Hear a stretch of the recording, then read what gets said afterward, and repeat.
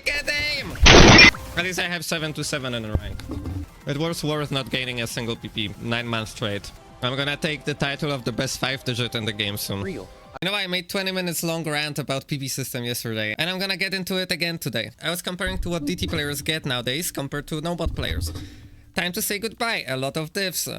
That's Plantation, a lot of diffs. Senso, Battle Tower, a lot of diffs. Temptation, a lot of diffs. That's a lot of maps to farm, right? And what do nomod players get? Sidetrack Day with 1 diff.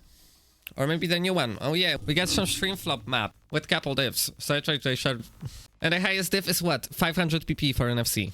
Not worth anything compared to DT. You know, a long time ago I made a video about rank system being corrupted. And then I interviewed BN about it. And I was mentioning a couple of Sutter's tweets where he was crying about mapping dying. And also comparing numbers in between couple years. And you know, White was a great BN with great mindset. And he explained everything, why it's happening, and how BNs approach ranking new maps.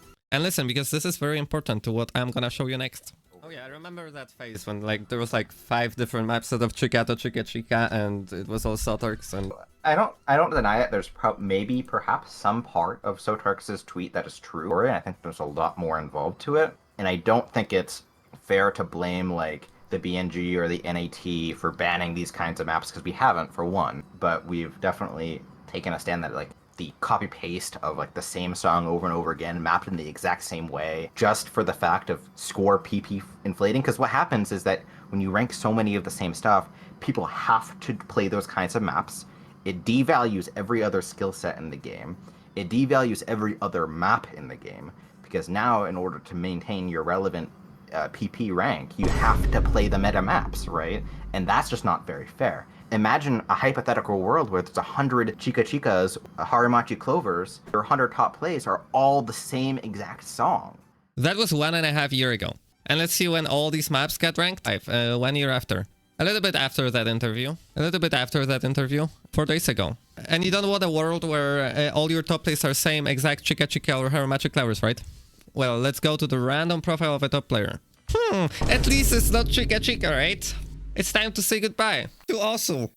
See you next. Like 11 times. You can get couple thousand PP out of one map set. What went wrong after this interview? If you go to the White's profile, he's not a BN anymore. Well, and you know, that's not my problem. I don't care about more maps getting ranked, because that was my original point. I wanted more maps to be ranked. I don't have a problem with aimstop getting ranked. My original point was to get more ranked maps, and less maps being gatekept. How worthless nomod is compared to that? Like, why are we nerfing nomod? You know what they did? Also saw all that happening, and you know what they did? Remember how BTNC got his 1k PP on Jashin 8 months ago? A 9-star 5 minutes long stream map, 3k combo. 240 BPM, flow aim, and tech. With only 14 FCs. You know what they did to Yashin? They nerfed it to 977!